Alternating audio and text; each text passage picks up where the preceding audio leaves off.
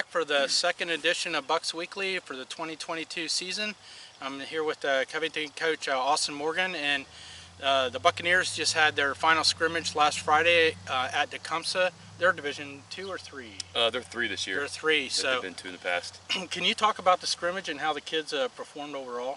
Yeah, it was awesome for our kids. They had Tecumseh has a pretty good program, and they have big numbers, a bunch of kids. So it was a good test for us to kind of see where we're at comparatively. I thought overall our kids they fought like crazy. We're a young team, so there were some mistakes that were made.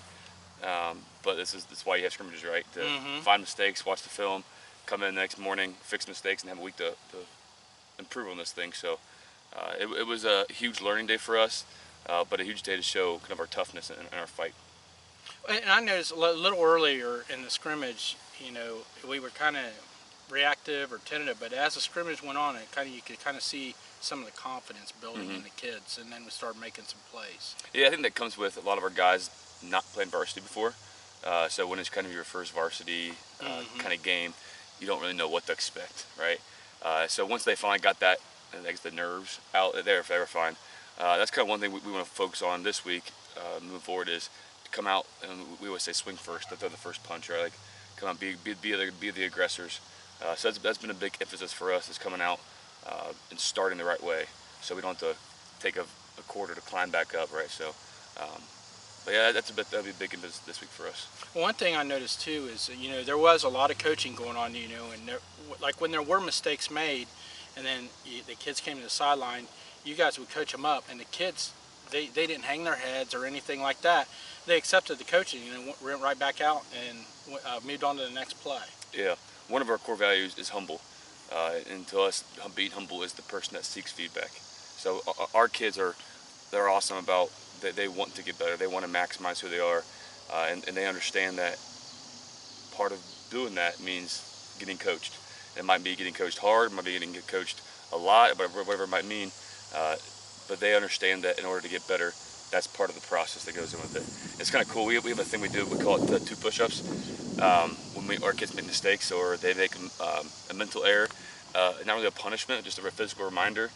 You know, if I take the wrong step, I do 2 push-ups. So every now and again, you might see in a game, after the play's over, a kid knows he made a mistake, and he's out there on the field doing 2 push-ups. It tells like himself that, hey, I made a mistake, and next play, I want to make sure that doesn't happen again. So I love that. Our kids have really bought into that. If you ever watch us practice, those are guys just on their own. Nobody tells them to. They just say, hey, I made a mistake, and they just drop down 2 push-ups. And so the accountability, from the self-accountability on those guys has been huge. You know, and you talked about the youth of the team, and with the youth like that, there are going to be mistakes. But one kid I kind of had my eye on a lot was on defense, especially was Garrett Listener. And he was all over the field. And I think he forced two fumbles, or he recovered a fumble, and then also we had an interception by a freshman. But you know, Garrett Listener seemed to go hard every play.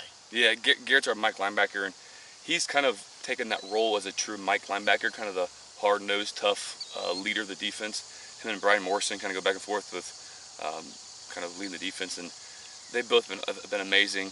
I think Garrett's toughness and Garrett's energy and effort has really started to be contagious with other guys. So Garrett's he does it by leading by example first. So he's an awesome leader, but people follow him because they know whatever he does or he asks you to do, he does himself too. So that's kind of why he's playing the way he's playing now. He's one of our most aggressive guys. He's downhill.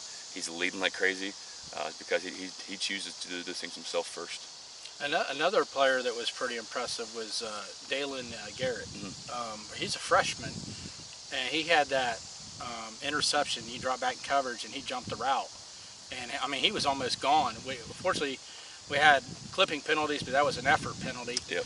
But you know, he had the interception, then he scored a touchdown too as a freshman. That's pretty cool. Yeah, he's been shining pretty bright here. He has a pretty big role in this team. He has a ton of potential too. He's been making plays. He made some plays at our 7-on-7 as well too.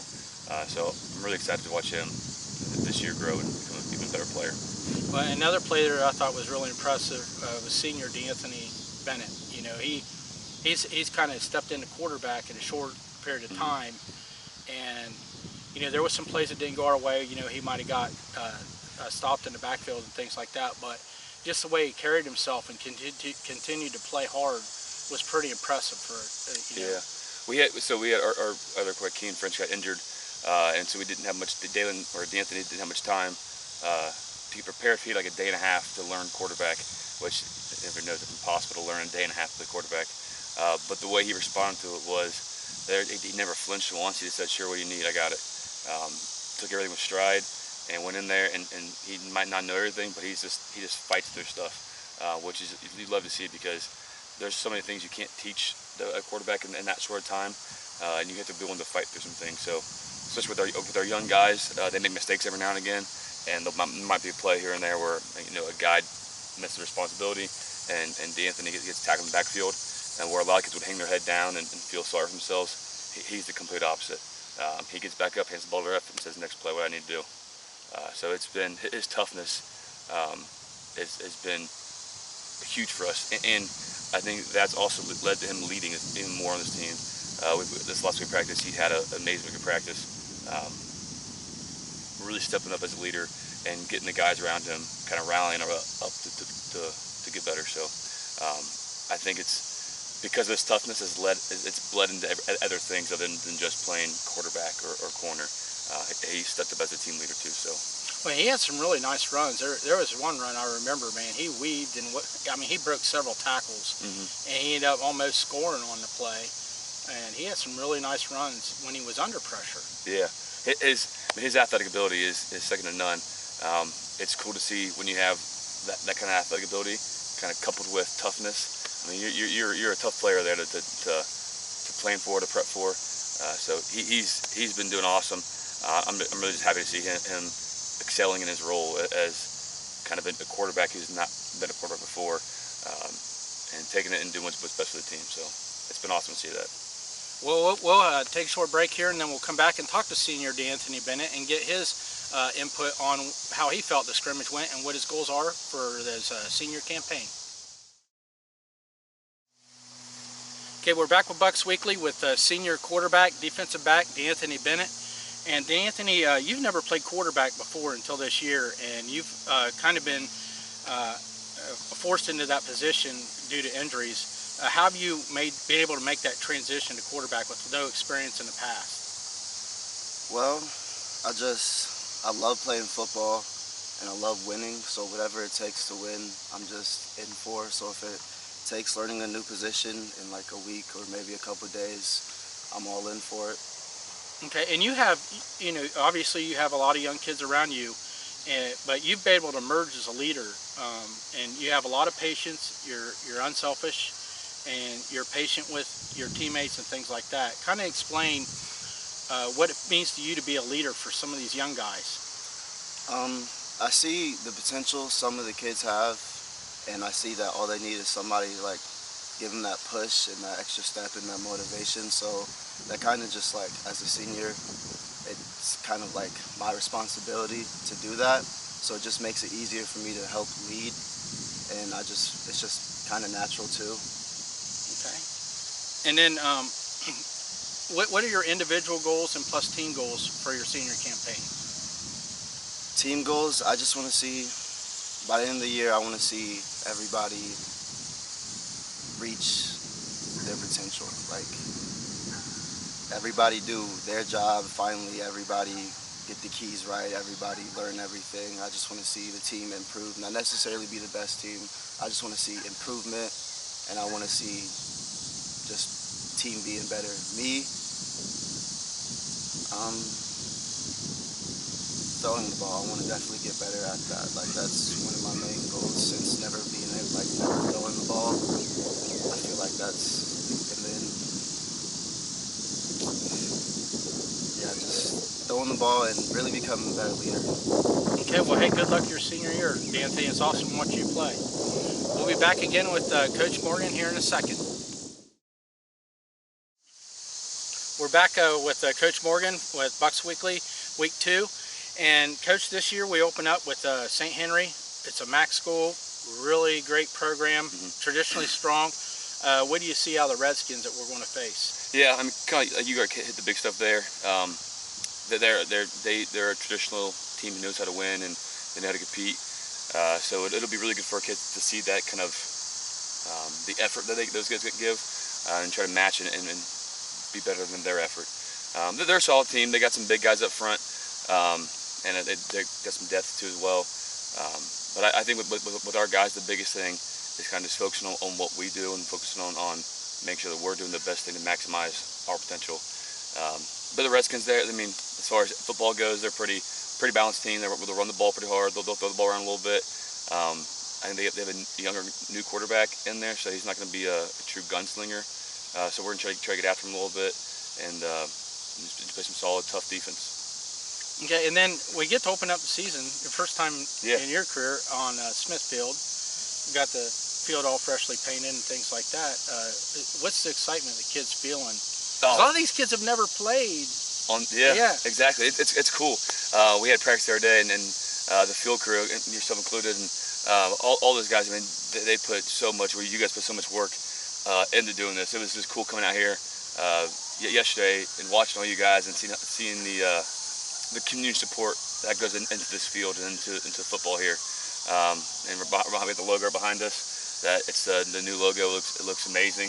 After practice yesterday, we had the kids come out on the bleachers and look at it, and I mean, they were just, their jaws dropped. They were excited, and so there's some magic here in the field that the kids kind of feel, and they're excited for it. And for a lot of the kids, I mean, that's all they've been talking about all week is just getting ready to play some football here. So it's been I know I'm excited for it. I can tell the kids are pretty juiced up to come out here and play on the field this year to open up the season. So what are you expecting from the kids in the season opener? So what do you want to see out of them? Yeah, our big message these last couple of weeks, we say playing green, and what that means is a lot of people will play, maybe scared or timid. We call it playing yellow. If you think of it as traffic light, red, yellow, green. So a lot of kids will play. Maybe they're not fully going all in, or maybe they're timid here and there to fully buy into what they're doing and just go crazy hard. And when they do that, we call that playing green, where your foot's on the gas pedal, you're going all out. The way you talk, the way you lead, the way you play, we said that's playing green. And so for us, the biggest thing we want to see is all of our guys playing green. So if you guys hear us yell "play green" on Friday night, that's kind of what that means. It's about having no insecurities, having no fears, just saying I'm going to leave it all in the field. I'm going to open myself up and I'm going to go full out. If I come up short, I come up short. At least I can say I gave it all. Because I think that's one of the worst things that people in general do is play yellow in life too, and where you might come up short, but you never know where you really were. So for our kids, if we play green, whatever that means on the scoreboard, it is what it is. But I want to see all the guys play green this week. I hope they do. I'm excited. It's going to be awesome watching these kids progress here. Oh yeah, I'm really excited for it. Yeah. Well, before we finish up with Bucks Weekly, we want to congratulate Sean Naff and our athletic director, Ashley Johnson, who just became engaged yesterday. Of course, Sean is a part-timer, according to Joe Schmidt. That's why he wasn't out here helping with the field crew. But hey, did you hear the rumor where their wedding's going to be held? I think I did, yeah. It's supposed to be out here at Smithfield. Is that true? Yeah.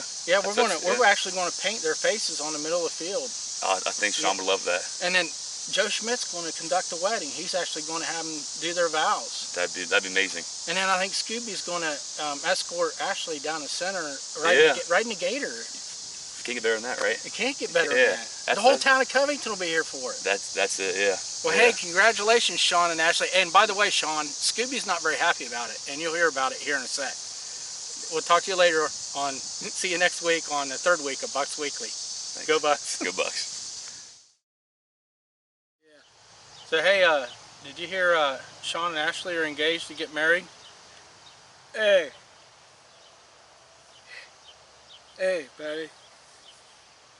That's my girlfriend. You damn well my girlfriend, buddy.